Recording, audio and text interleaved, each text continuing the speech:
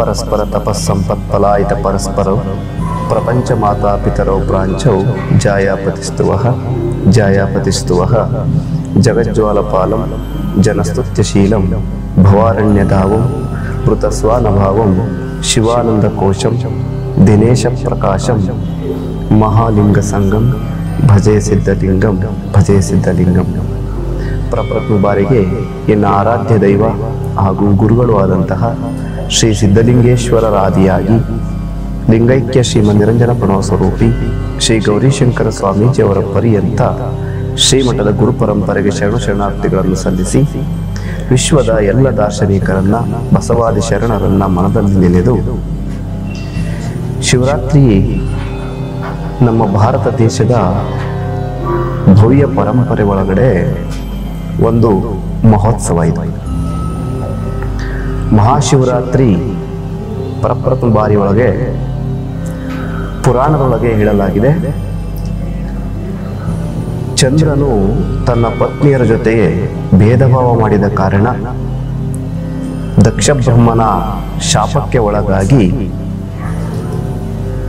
ಕ್ಷಯ ಆಗುವಂತಹ ಸಂದರ್ಭ ಕೂಡಿ ಬಂದಾಗ ಎಲ್ಲ ಋಷಿಮುನಿಗಳು ಸೇರಿ ಆ ಶಿವನನ್ನ ಪ್ರಾರ್ಥನೆ ಮಾಡಿ ಸತಿದೇವಿ ಜೊತೆ ಕೂಡಿ ಆ ಶಿವನ ಪ್ರಾರ್ಥನೆಯನ್ನ ಮಾಡಿ ಚಂದ್ರನನ್ನು ಮೃತ್ಯುಂಜಯ ಮಂತ್ರದಿಂದ ಶಿವನನ್ನ ಒಲಿಸಿ ಚಂದ್ರನನ್ನು ಉಳಿಸಿಕೊಳ್ಳುವ ಪ್ರಯತ್ನ ಮಾಡಿ ಆ ಚಂದ್ರನನ್ನ ಉಳಿಸಿಕೊಳ್ತಾರೆ, ಶಿವನನ್ನ ಪ್ರತ್ಯಕ್ಷೀಕರಣಗೊಳಿಸಿ.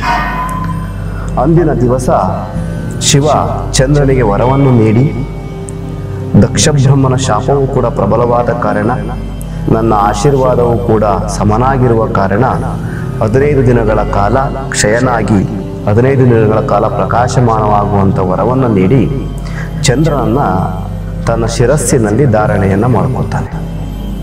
ಆ ದಿನವನ್ನ ಮಹಾಶಿವರಾತ್ರಿ ಅಂತ ಕರೀತಾರೆ.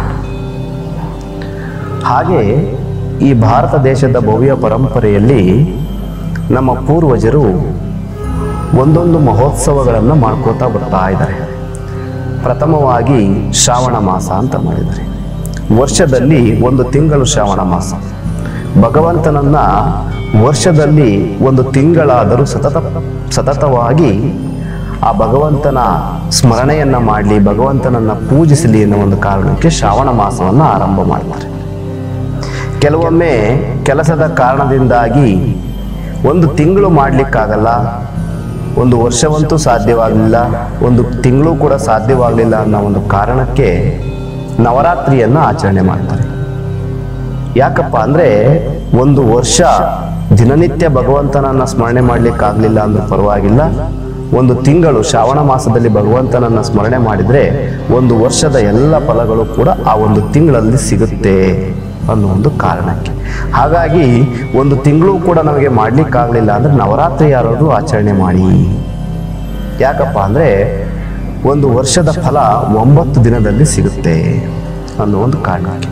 ಅದಾದ ನಂತರ 9 ದಿನನೂ ಕೂಡ ಆಚರಣೆ ಮಾಡ್ಲಿಕ್ಕಾಗ್ಲಿಲ್ಲ ಅಂದ್ರೆ ಕಡೆಯ ಪಕ್ಷ 1 ವರ್ಷದಲ್ಲಿ 1 ದಿನವಾದರೂ ಮಹಾಶಿವರಾತ್ರಿಯ ದಿನದಂದು ಭಗವಂತನ ನಾಮಸ್ಮರಣೆಯನ್ನ ಮಾಡಿದ್ದೇ ಆದ್ರೆ, ಭಗವಂತನ ಧ್ಯಾನವನ್ನ ಮಾಡಿದ್ದೇ ಆದ್ರೆ, ಭಗವಂತನನ್ನ ಪೂಜಿಸಿದ್ದೇ ಆದ್ರೆ 1 ವರ್ಷದ ಸಂಪೂರ್ಣ ಫಲ ಆ ಮಹಾಶಿವರಾತ್ರಿಯ ದಿನ ನಿಮಗೆ ದೊರೆಯುತ್ತೆ.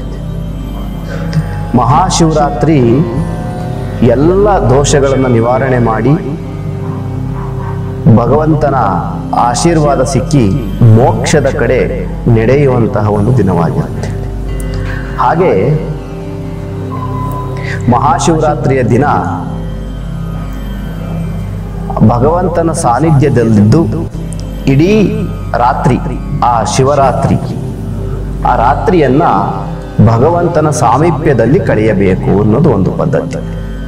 ಅದಕ್ಕೆ ಉಪವಾಸ ಅಂತ ಕರೀತಾರೆ. ಉಪವಾಸ ಅಂದ್ರೆ ಅಂದ್ರೆ ಸಾಮೀಪ್ಯ, ಸಮೀಪ, ವಾಸ ಅಂದ್ರೆ ಇರುವುದು. ಯಾರ ಸಮೀಪ ಇರುವುದು? ಭಗವಂತನ ಸಮೀಪ ಇರುವುದನ್ನ ಉಪವಾಸ ಅಂತ ಕರೀತಾರೆ. ಆ ರಾತ್ರಿ ಸಂಪೂರ್ಣ ರಾತ್ರಿ ಭಗವಂತನ ಸಾಮೀಪ್ಯದಲ್ಲಿರುವುದು. ಆ ರಾತ್ರಿಯನ್ನ ಕಳೆಯೋದು ಭಗವಂತನ ಸಾಮೀಪ್ಯದಲ್ಲಿ, ದೇವರ ಸನ್ನಿಧಿಗಳಲ್ಲಿ ಕಳೆಯೋದನ್ನ ಹೇಳ್ತಾರೆ.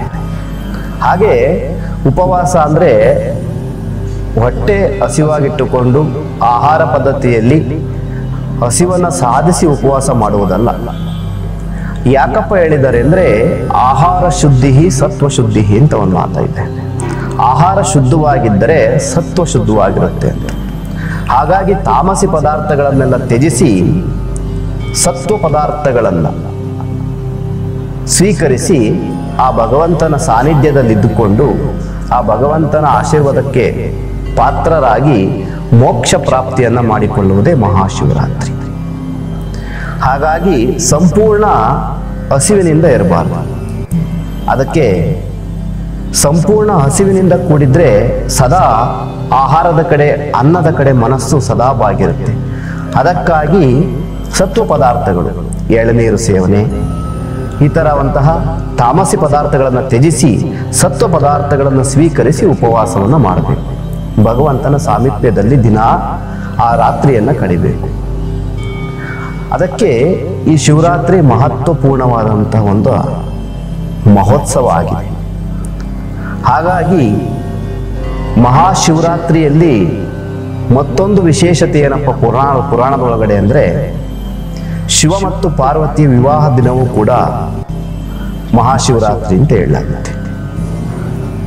ಹಾಗಾಗಿ ಸಾಕಷ್ಟು ಅಭೂತಪೂರ್ಣವಾದಂತಹ ಒಂದು ಸಂಬಂಧಗಳನ್ನ, ಆ ಶಿವನ ಜೊತೆ ಹೊಂದಿರುವಂತಹ ಸಂಬಂಧಗಳನ್ನ ಹೇಳ್ತಾ ಈ ಮಹಾಶಿವರಾತ್ರಿಯನ್ನ ಆಚರಣೆ ಮಾಡಲಾಗುತ್ತೆ.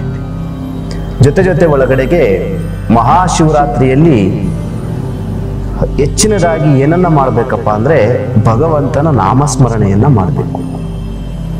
ಭಗವಂತನ ನಾಮಸ್ಮರಣೆಗೆ ಅತಿ ಹೆಚ್ಚು ಶಕ್ತಿ ಇದೆ. ಆ ಭಗವಂತನನ್ನು ಒಲಿಸಿಕೊಳ್ಳಿಕ್ಕೆ, ಆ ಶಿವಯೋಗವನ್ನು ಮಾಡಲಿಕ್ಕೆ ಸುಲಭವಾದ ಮತ್ತೆ ಪ್ರಮುಖವಾದ ಮಾರ್ಗ ಯಾವುದಪ್ಪ ಅಂದ್ರೆ ಭಗವಂತನ ನಾಮಸ್ಮರಣೆ. ಯಾಕೆ ಅಂದ್ರೆ ಭಗವಂತನಿಗೆ ನಾವು ಏನು ನೀಡಲಿಕ್ಕೆ ಸಾಧ್ಯ ಇಲ್ಲ. ಅದಕ್ಕೆ ಒಂದು ಕಡೆ ಜೇಡರ ದಾಸಿಮಯ್ಯನವರು ಒಂದು ಮಾತು ಹೇಳ್ತಾರೆ, ಇಳೆ ನಿಮ್ಮ ದಾನ ಬೆಳೆ ನಿಮ್ಮ ದಾನ, ಸುಳಿದು ಸೂಸುವ ಗಾಳಿ ನಿಮ್ಮ ದಾನ, ನಿಮ್ಮ ದಾನವನ್ನು ಉಂಡು ಅನ್ಯರ ಹೊಗಳುವ ಮಾನವ ನಾನೆಂತೆನೆಂಬೆ ರಾಮನಾಥ ಅಂತ. ಭಗವಂತನಿಗೆ ನಾವು ನೀರು, ಜಲ, ಪತ್ರೆ, ನೈವೇದ್ಯ ಇವೆಲ್ಲವುಗಳಿಂದ ಪೂಜೆ ಮಾಡುವುದಕ್ಕಿಂತ ಭಕ್ತಿಯಿಂದ ನಾಮಸ್ಮರಣೆ ಮಾತ್ರ ಬಹಳ ಮುಖ್ಯವಾದದ್ದು. ಏಕೆ ಅಂದ್ರೆ ಅವೆಲ್ಲವನ್ನು ಕೂಡ ನಮಗೆ ಭಗವಂತ ನೀಡಿದ್ದಾನೆ. ಭಗವಂತ ನೀಡಿದ್ದನ್ನೇ ಮರಳಿ ಭಗವಂತನಿಗೆ ನೀಡಿ ಪೂಜಿಸುವುದು ಫಲವಲ್ಲ. ನಾವು ಭಕ್ತಿಯಿಂದ ಭಗವಂತನ ನಾಮಸ್ಮರಣೆಯನ್ನ ಮಾಡಬೇಕು. ಪ್ರಮುಖವಾಗಿ ಆ ನಾಮಸ್ಮರಣೆಯಿಂದ ಆ ಭಗವಂತನ, ಆ ಶಿವನ ಯೋಗ, ಶಿವನ ಜೊತೆ ಸದಾ ಸಂಬಂಧವನ್ನು ಉಳಿಸಿಕೊಳ್ಳುವಂತಹ ಒಂದು ಶಕ್ತಿ ಮನುಷ್ಯನಲ್ಲಿ ಪ್ರಬಲವಾಗುತ್ತೆ. ಹಾಗಾಗಿ ಶಿವರಾತ್ರಿಯನ್ನ ನೀವೆಲ್ಲರೂ ಕೂಡ ಭಕ್ತಿಯಿಂದ ನಾಮಸ್ಮರಣೆಯನ್ನ ಮಾಡ್ತಾ ಆ ಶಿವನ ಸಾನ್ನಿಧ್ಯವನ್ನು ಪ್ರಾಪ್ತಿ ಮಾಡಿಕೊಳ್ಳುವಲ್ಲಿ ಆ ಭಗವಂತ ಶಿವ ನಿಮಗೆಲ್ಲರಿಗೂ ಮಂಗಳ ಆಶೀರ್ವಾದವನ್ನು ಮಾಡಲಿ ಅಂತ ಬಯಸ್ತಾ ಈ ನಮ್ಮ ಆಶೀರ್ವಚನಕ್ಕೆ ವಿರಾಮವನ್ನು ನೀಡ್ತಾ ಇದ್ದೀವಿ. ಓಂ ಶಾಂತಿ ಶಾಂತಿ ಶಾಂತಿ.